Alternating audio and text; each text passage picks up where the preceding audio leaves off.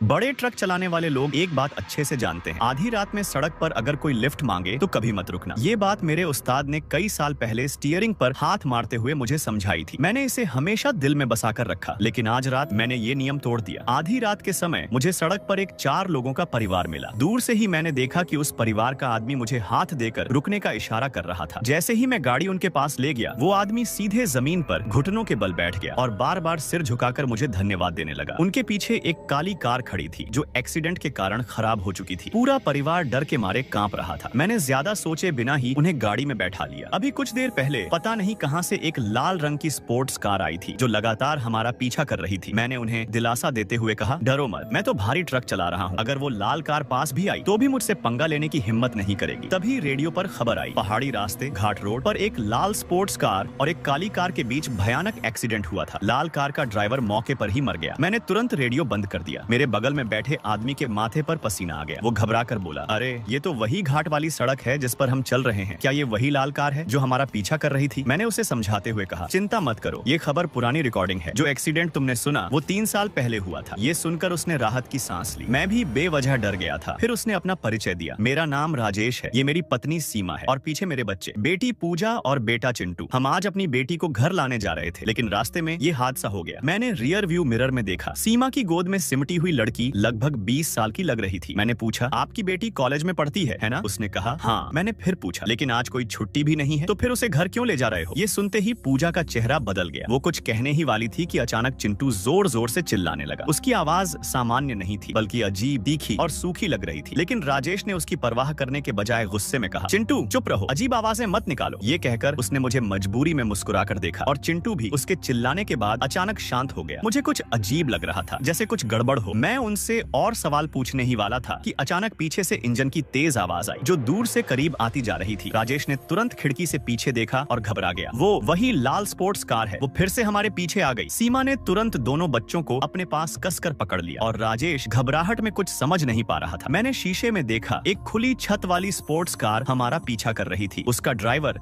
अपना आधा सिर बाहर निकाले हुए था और उसका काला सा मुंह खुला हुआ था, जैसे वो चिल्ला रहा हो। ये घाट का रास्ता बहुत संकरा था, जहाँ एक समय में सिर्फ एक ही गाड़ी निकल सकती थी, लेकिन वो स्पोर्ट्स कार का ड्राइवर पागलों की तरह बार बार ओवरटेक करने की कोशिश कर रहा था और लगातार हॉर्न बजा रहा था। आगे एक मोड़ आने वाला था। मैंने मौके का फायदा उठाकर तेजी से स्टीयरिंग घुमा दिया। मेरा भारी ट्रक अचानक सड़क पर झटका खाकर मुड़ा और वो लाल कार पीछे हटने पर मजबूर हो गई। उसे जोर से ब्रेक लगाना पड़ा और सड़क पर लंबे निशान बन गए। मोड़ पार करने के बाद मैंने देखा वो लाल कार अब हमारा पीछा नहीं कर रही थी। ये देखकर राजेश का परिवार थोड़ी राहत महसूस करने लगा। राजेश बोला, हम उसे जानते भी नहीं, फिर वो हमारा पीछा क्यों कर रहा था? मैंने कहा, मुझे भी नहीं पता, लेकिन रेडियो में जो एक्सीडेंट की बात हुई थी वो भी एक लाल कार की ही थी। तुम्हें पता है उस हादसे में कितने लोग मरे थे? वो गुस्से में बोला, अभी ये सब पूछने का क्या मतलब है? कितने लोग मरे, इससे तुम्हें क्या लेना देना? आधी रात है, बच्चों को डराओ मत। मैंने कहा, मुझे ठीक से नहीं पता, लेकिन याद है कि उस लाल कार में ड्राइवर के अलावा एक लड़की भी थी और एक्सीडेंट के बाद वो लड़की बेहोश हो गई थी। इसके बाद गाड़ी में एकदम सन्नाटा छा गया। माहौल हल्का करने के लिए मैंने पूजा से पूछा, पूजा तुम किस साल में पढ़ती हो? पूजा उठकर कुछ बोलने ही वाली थी, लेकिन सीमा ने उसे रोक दिया और खुद बोली, वो 3rd ईयर में है। तभी पूजा ने खिड़की के बाहर देखा और अचानक डर के मारे चिल्ला उठी, जल्दी देखो वहाँ कोई खड़ा है। मैंने पूछा, कहाँ? मुझे तो कुछ नहीं दिख रहा। वो बोली, मैंने अभी एक लड़की को देखा, फूलों वाली ड्रेस पहने हुए, वो सड़क के किनारे खड़ी थी। क्या वो उसी लाल कार वाली लड़की हो सकती है? बकवास मत करो। राजेश ने तुरंत गुस्से में बात काट दी और विषय बदलते हुए मुझसे पूछा, भाई इतनी रात को तुम ट्रक में क्या सामान ले जा रहे हो? लगता है गाड़ी में कोई हलचल ही नहीं है। गाड़ी में कोई सामान नहीं था, मैं बस अपने एक क्लाइंट के लिए उसके दोस्त को लेने आया था, इसलिए ट्रक लेकर निकला था। राजेश बोला, इतने बड़े ट्रक से लोगों को लेने आना थोड़ा अजीब नहीं लगता? मैंने कहा, हाँ थोड़ा तो है। तभी अचानक सामने सड़क पर एक लड़की आ गई। वो फूलों वाली ड्रेस पहने सीधे सड़क के बीचों बीच खड़ी थी। मैं ब्रेक लगाने की कोशिश करता उससे पहले ही जैसे ही गाड़ी उससे टकराने वाली थी, वो लड़की अचानक गायब हो गई। मैं कुछ समझ पाता उससे पहले ही पीछे से चिंटू जोर से चीख पड़ा, वो आ गया, वो वापस आ गया। राजेश गुस्से में चिल्लाया, चुप हो जा, अगर फिर बकवास की तो ठीक नहीं होगा। सीमा बोली, आप बच्चों पर क्यों चिल्ला रहे हो? वो पहले ही डर गए हैं। चिंटू डरते हुए बोला, माँ मुझे बहुत डर लग रहा है। मैंने माहौल संभालते हुए कहा, सब शांत रहो, शायद ये इस इलाके का कोई नेचुरल इफेक्ट हो। कभी कभी ऐसी चीजें रिकॉर्ड हो जाती हैं, जिसे हम लोग मिराज कहते हैं। राजेश तुरंत बोला, हाँ हाँ सही कहा भाई, इतने सालों से ट्रक चला रहा है, जरूर ऐसी चीजें देखी होंगी, ये मृग तृष्णा ही होगी। मैंने शीशे में देखा, पूजा लगातार कांप रही थी। सीमा बोली, अरे पूजा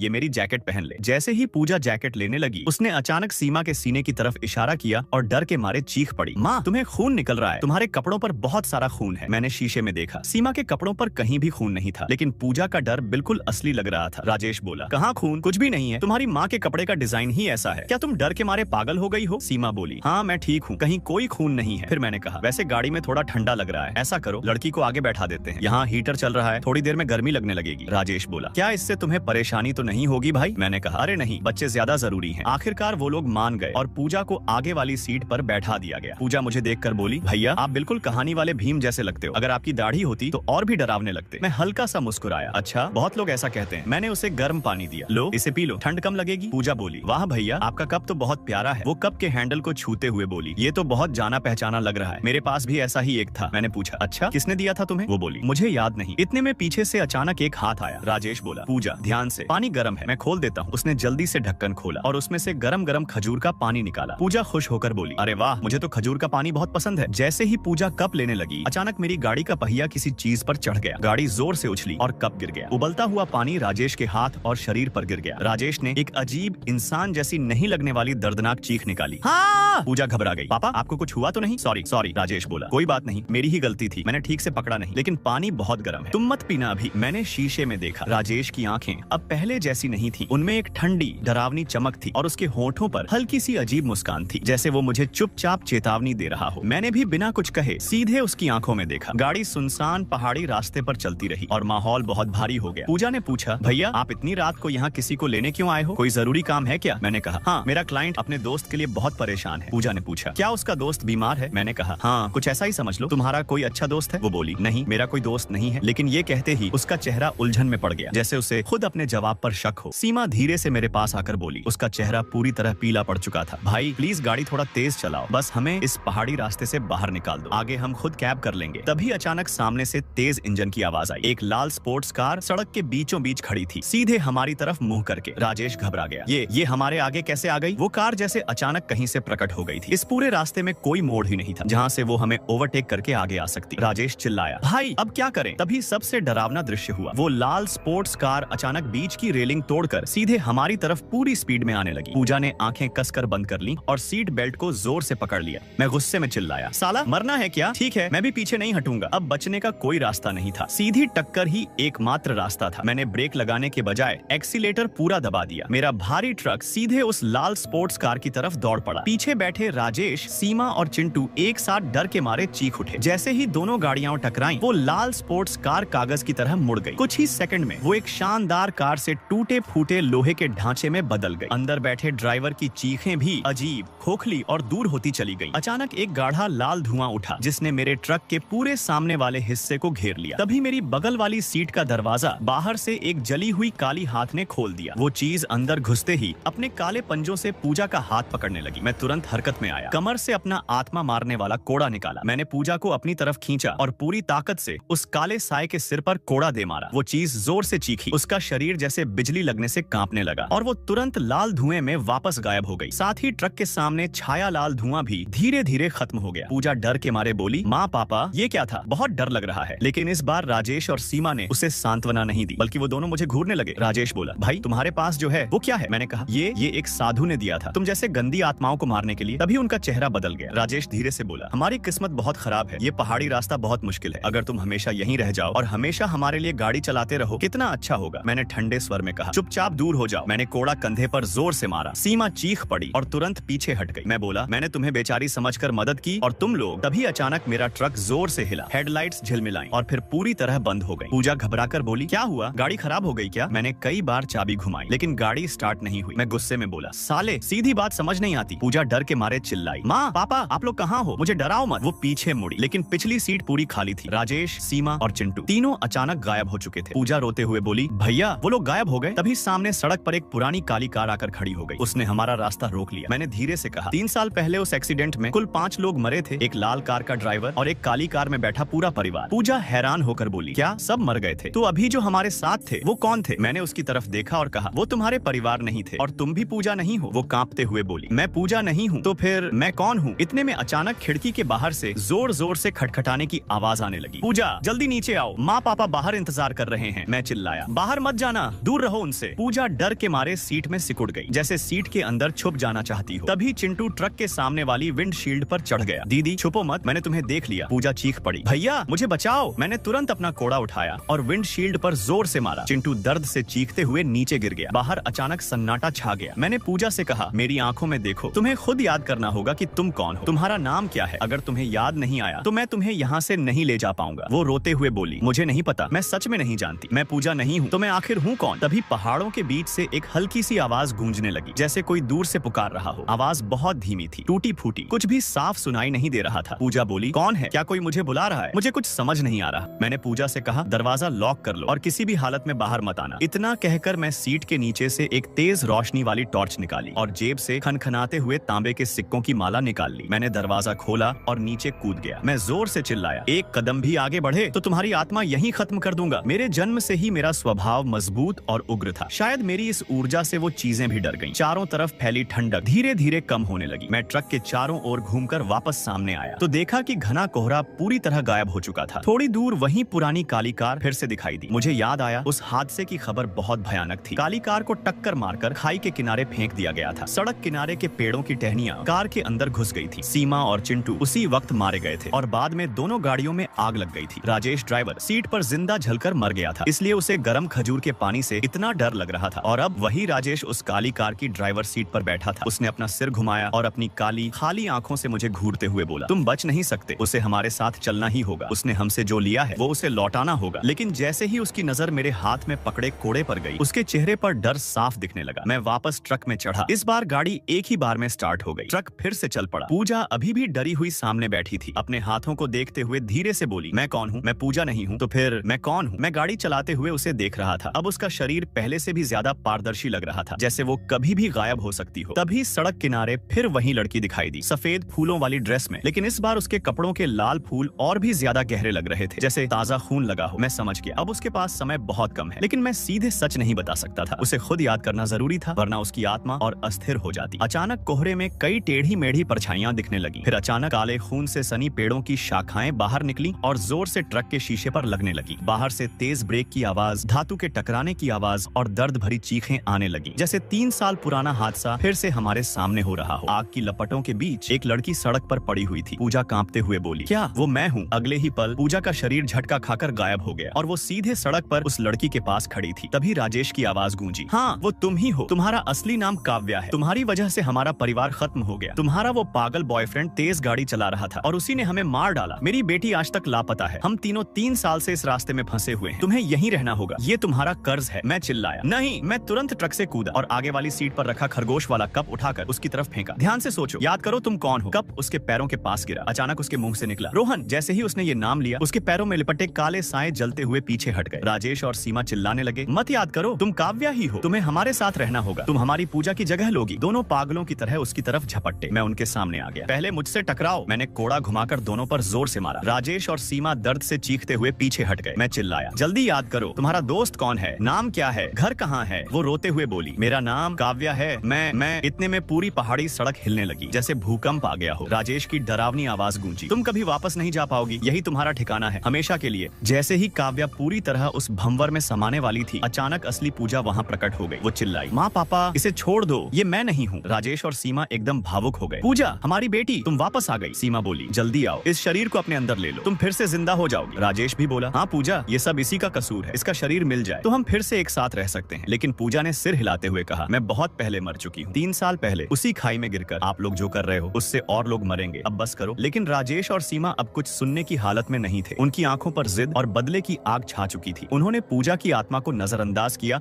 और फिर से काव्या की तरफ झपट पड़े। मैं चिल्लाया, बेटी अब सिर्फ तुम ही इन्हें रोक सकती हो। जहाँ तुम्हारा एक्सीडेंट हुआ था वही जगह इनकी सबसे बड़ी कमजोरी है। ये सुनकर पूजा ने तुरंत खाई की तरफ देखा। उसकी आंखों में अब डर नहीं बल्कि दृढ़ता थी। अचानक पूरा दृश्य बदलने लगा। पहाड़ी, सड़क, आग, कोहरा सब गायब हो गया। अब वहाँ सिर्फ अंधेरी गहरी खाई थी। यही वो जगह थी जहाँ 3 साल पहले पूजा कार से बाहर गिरकर मर गई थी। यही उनकी नफरत और दर्द की शुरुआत थी और यही उनकी सबसे बड़ी कमजोरी भी। इस मौके का फायदा उठाकर काव्या ने जोर लगाकर खुद को भंवर से छुड़ा लिया। मैं चिल्लाया, यही मौका है, भागो। मैं काव्या का हाथ पकड़कर ट्रक की तरफ भागने लगा। पीछे से राजेश चीखा, भागने मत देना, मेरी बेटी वापस करो। मैंने तुरंत अपना कोड़ा निकाला और उन तीनों सायों पर जोर से वार किया। तभी अचानक वो फूलों वाली ड्रेस पहने लड़की फिर से सामने आ गई। वो बोली, काव्या जल्दी आओ। काव्या ने उसे देखा और अचानक पहचान गई। रोहन नहीं, ये रिया है, मुझे याद आ गया, मेरा नाम काव्या है। वो बिना पीछे देखे उसकी तरफ दौड़ पड़ी। मैं चिल्लाया, रुको, लेकिन तभी अचानक चिंटू कहीं से निकलकर काव्या के पीछे झपट पड़ा। मैं बहुत दूर था, उसे बचा नहीं सकता था। जैसे ही चिंटू उसे पकड़ने वाला था, आखिरी सेकंड पर काव्या ने रिया का हाथ पकड़ लिया और उसी पल काव्या की आत्मा उस दुनिया से निकल गई। राजेश चीखा, मेरा बेटा। चिंटू पागल हो गया। अब वो अपने ही साथियों पर हमला करने लगा। अब राजेश और सीमा की नजर मुझ पर पड़ी। ये सब तेरी वजह से हुआ। राजेश वापस उस टूटी हुई काली कार में बैठा और पूरी स्पीड से मेरी तरफ गाड़ी दौड़ा दी। मैं ट्रक तक पहुंच ही नहीं पाया। आखिरी समय पर मैंने रेलिंग पार की और खाई की तरफ कूद गया। मैं नीचे गिर ही रहा था कि अचानक किसी ने पीछे से मुझे धक्का दे दिया। मैंने पीछे मुड़कर देखा। वो मेरा पुराना दोस्त अमित था, जिसने जिंदा रहते मुझे बर्बाद कर दिया था और अब मरने के बाद भी मेरा पीछा नहीं छोड़ रहा था। मैं गुस्से में बोला, साला यहाँ भी धोखा दे दिया। लेकिन मैं इतनी आसानी से मरने वाला नहीं था। मैंने जल्दी से हाथ बढ़ाया और चट्टान से उगी घास को पकड़ लिया। मैं अब खाई की दीवार से चिपका हुआ था। जैसे छिपकली पत्थरों और पेड़ों की टहनियों का सहारा लेकर मैं ऊपर चढ़ने लगा। तभी ऊपर से एक ठंडी आवाज आई, यहीं रह जाओ, तुम बच नहीं सकते, हमारे साथ रहो। मैं चिल्लाया, चुप। मैंने देखा, साइड में एक मजबूत पेड़ की टहनी निकली हुई थी। मैंने झटके से खुद को उस तरफ झुलाया और उस टहनी को पकड़ लिया। फिर पूरी ताकत से उसे तोड़कर अपने हाथ में एक नुकीला हथियार बना लिया। मैंने उस नुकीली टहनी को कसकर पकड़ा और चिल्लाया, क्या करना चाहती हो? जैसे ही मैंने उस टहनी से वार किया, वो जोर से चीखी और मेरा हाथ छोड़ दिया। मैंने मौका देखते ही एक झटके में खुद को ऊपर खींचा और सड़क पर वापस चढ़ाया। मैं गुस्से में बोला, मैंने तुम लोगों को मौका दिया था, मैं उन्हें खत्म करने ही वाला था कि अचानक आसमान में हल्की रोशनी फैलने लगी। सुबह हो रही थी। जैसे ही सूरज की किरणें राजेश और सीमा पर पड़ी, उन्होंने एक आखिरी दर्द भरी चीख मारी और अगले ही पल दोनों राख बनकर हवा में बिखर गए। वो टूटी हुई काली भूतिया कार भी गायब हो गई। पूरा एक्सीडेंट का सीन जो अभी तक मौजूद था एकदम से गायब हो गया, जैसे पिछली रात कुछ हुआ ही नहीं। सब एक भयानक सपना था। मैं धीरे से बोला, इनका मोह बहुत गहरा था, इसलिए ये यहाँ फंसे हुए थे। अब जो होना है नीचे परलोक में होगा। आग की लपटों में मुझे एक पल के लिए राजेश का परिवार दिखा, जो धीरे धीरे धुंध में गायब हो गया। तभी मेरा फोन बजा। रिया घबराई हुई आवाज में बोली, भाई काव्या होश में आ गई, उसे सब याद है और उसने मुझे माफ भी कर दिया। मैंने राहत की सांस ली, बस यही काफी है। रिया रोते हुए बोली, अगर आप नहीं होते तो मैं क्या करती? मैं बोला, मुझे नहीं, खुद को धन्यवाद दो, तुमने ही उसे वापस लाया है। अब रोना बंद करो और डॉक्टर को अपनी बांह दिखाओ, वरना इन्फेक्शन हो जाएगा। फोन कटने के बाद मैं अपना ट्रक लेकर तपेश्वर हाईवे पर चल पड़ा। तभी मेरी नजर सड़क के किनारे एक जानी पहचानी परछाई पर पड़ी। मैं हल्का सा मुस्कुराया। अमित, तू अभी तक पीछा नहीं छोड़ रहा? इतने दिनों से तुझे ढूंढ रहा था, अब खुद सामने आ गया है। लगता है अब पुराने हिसाब चुकता करने का समय आ गया है। जैसे ही मैं उस पर नजर टिकाया था, अचानक मेरे फोन पर एक मैसेज आया, क्या तुम्हें लगता है सब खत्म हो गया? ये मैसेज और अमित की मौजूदगी दोनों ने साफ कर दिया, अभी कहानी खत्म नहीं हुई है। मैं सोच में पड़ गया, आखिर ये सब कौन कर रहा है? और तभी मेरी यादें 3 दिन पहले की तरफ चली गई। रिया रोते हुए मेरे पास आई थी। भाई प्लीज मेरी मदद करो, मेरी दोस्त मरने वाली है। रिया की दोस्त यानी काव्या, एक बेचारी लड़की जिसने अभी अभी 12वीं बोर्ड एग्जाम पास किया था और उसी के बाद अपने माँ बाप को खो दिया घर चलाने के लिए। उसने कॉलेज छोड़ दिया और नौकरी करने लगी। वहीं उसकी मुलाकात रिया से हुई। करीब 1 साल पहले काव्या ने एक नया कमरा किराए पर लिया। रिया बोली, जब वो शिफ्ट हो रही थी मैं भी गई थी। मकान मालकिन आंटी बहुत अच्छी लग रही थी, वो काव्या का बहुत ख्याल रखती थी। मुझे लगा काव्या अब खुश रहेगी, लेकिन मुझे क्या पता था वो घर उसकी जिंदगी बदल देगा। धीरे धीरे काव्या बदलने लगी। उसने लंबे बाल रखने शुरू कर दिए, नई आदतें, नया व्यवहार। रिया ने पूछा तो उसने कहा, मकान मालकिन आंटी ने कहा है। अब वो आंटी काव्या की जिंदगी में हद से ज्यादा दखल देने लगी थी। कपड़े, बाल, दोस्त, यहाँ तक कि हम कहाँ जा रहे हैं, सब पर नजर। रिया बोली, मुझे तभी शक हो गया था, लेकिन काव्या को वो सब अच्छा लग रहा था क्योंकि वो अपने माँ बाप को बहुत मिस करती थी, इसलिए मैंने कुछ नहीं कहा। लेकिन 3 महीने पहले सब कुछ बदल गया। काव्या की मानसिक हालत खराब होने लगी। वो कहती उसे सपने आते हैं, वो पहाड़ी सड़क पर गाड़ी चला रही है और किसी को कुचल देती है। दवाइयां भी काम नहीं आई। फिर उसे भ्रम होने लगे। वो खाली जगह की तरफ इशारा करके कहती वो लोग आ गए। और फिर 5 दिन पहले रिया बोली, मैं काव्या के घर गई थी, अचानक मैं बेहोश हो गई। जब होश आया तो मैं डर गई। मुझे नहीं पता मैंने क्या किया, लेकिन काव्या का चेहरा लाल पड़ चुका था, जैसे कोई उसका गला दबा रहा हो। मैं डर गई और मैं भाग गई। मैं उसे अकेला छोड़कर भाग गई। मैं बहुत डरपोक हूँ। मैंने उसकी बात सुनी और सोचा, एक 20 साल की लड़की के लिए ये सब सहना ही बहुत बड़ी बात है।